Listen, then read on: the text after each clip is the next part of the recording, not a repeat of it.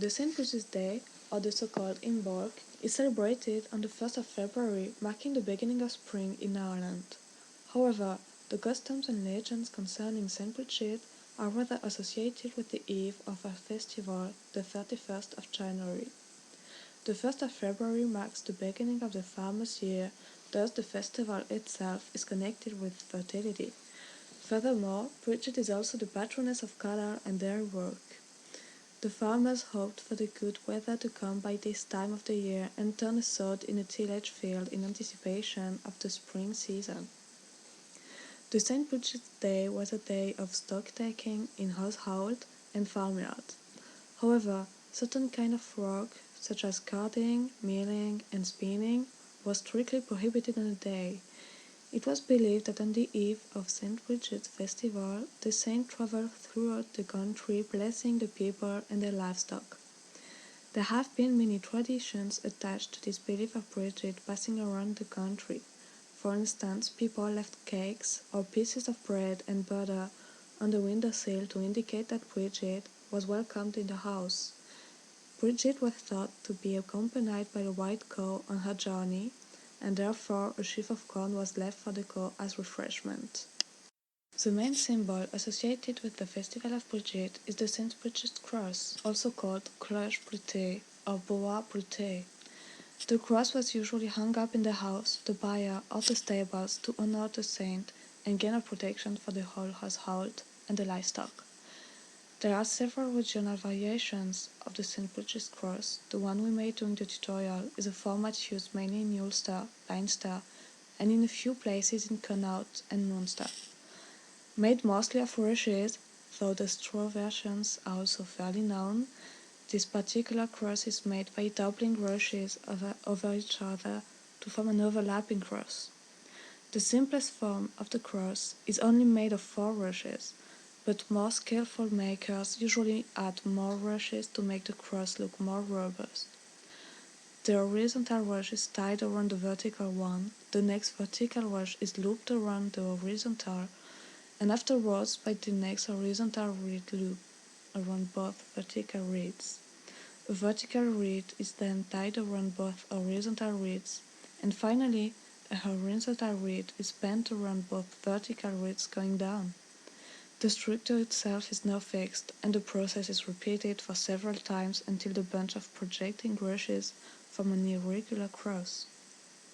The projecting rushes are tied together and trimmed with icier to make them seem pointed. The most usual type of St. Bridget's cross is the diamond or lozenge of straw. 2 pieces of twig or wood slips are fastened to resemble a cross, and then straw is carefully woven around them to form a neat lozenge. Straw is much more common in making these crosses than rushes. This particular type also has many other, more elaborate variations to it. The most elaborate crosses of this type could be made of as many as 24 or 30 lozenges. This format is most well known in Connaught and Munster, and in counties Donegal, Monaghan, and Armagh in Ulster. The third type of the St. Bridget's cross, which is not as common as any of the 2 types mentioned before, is made in a number of separated places in Connaught, Munster, and Ulster, and was frequent in Sligo, Leitrim, and South Donegal. The cross was made by weaving a number of strands of rushes or straw in a crisscross pattern, tying each of the 4 projecting ends together to form a cross. It was usually made as an additional cross to those described before to be hung in the stable. The Breideog and Brad Breede. Apart from making of the crosses, there are several interesting customs underlying the celebrations of the St. Bridget's Day. A popular practice held in many counties across Ireland involves a Brad Breede, a piece of any unwashed cloth in the house.